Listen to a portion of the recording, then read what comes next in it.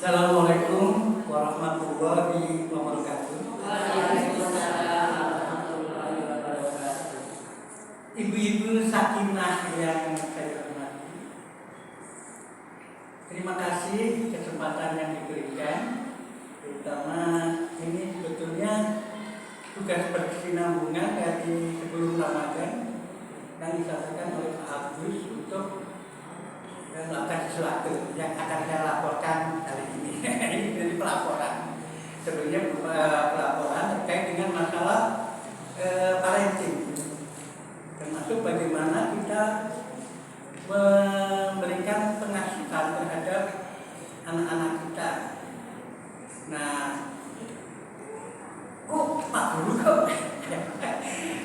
kaitan parenting. Nah, kebetulan Bu, kenalkan saya Darmono. Mungkin kalau ibu-ibu yang lama di sini sudah tahu saya Darmono. Ngertinya mungkin Darmono Budi Mulia. Tapi jangan bayangkan Budi Mulia saat ini.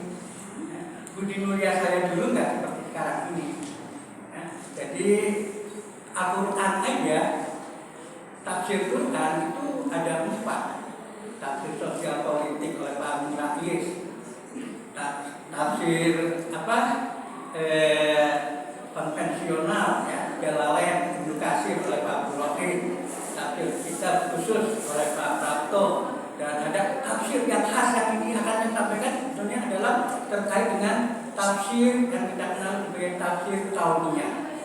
Tafsir kauniyah, kalau gejala alam, gejala sosial. Nah, dasarnya dari mana kita waktu itu memang di dunia Islam muncul kebangkitan Islam.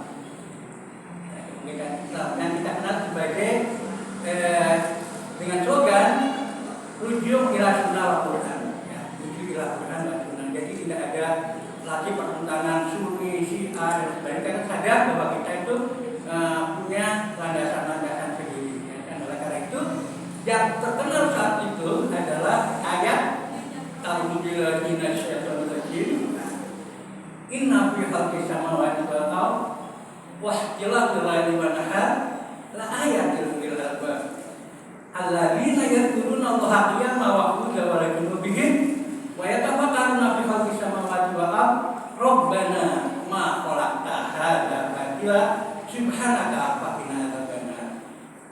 Surah Ali Imran 190-191. Ya, ini terkenal dengan istilah ulul albab, menggema ulul albab saat itu. Saat itu pengajian-pengajian yang terisi termasuk oleh kami adalah bagaimana kita membangun potensi umat, bukan dengan pertentangan, tetapi dengan bagaimana kita membangun potensi umat untuk menjadi umat yang ulul albab.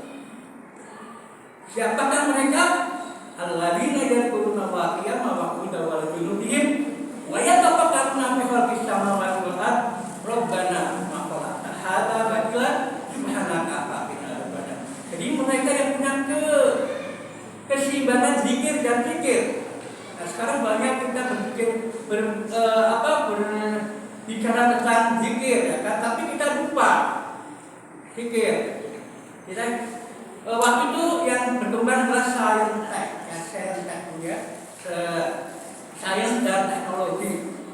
Nah, saya alhamdulillah mendapatkan ilmu dari tafsir kauniyah ini adalah dari Pak Sahrul Alim Al-Habib. Allah yarham, ya. Pak Sahrul Alim mengajarnya adalah tafsir kauniyah. Jadi bagaimana kita menerjemahkan, memahami molekul-molekul sujud molekul air, bagaimana tentang gerak bumi dan sebagainya, itu kita pelajari dalam tafsir kauniyah. Termasuk bagaimana nurun ala nur yang pada surat An-Nur, ya, cahaya di atas cahaya. Itu kita pakai short, ya, jika dibacakan ayat Quran wajilat qulubuhum. Ini kayak magnet berputar. Kita jadi ini paham banget, ya kan? Kemudian ilmu itu mendapatkan tambahan ketika saya training guru sains training berusaha di Jakarta yang training oleh Bapak Ahmad Baikuni. Oh ya, beliau itu sangat hebat. Fisika modernnya, fisikanya itu.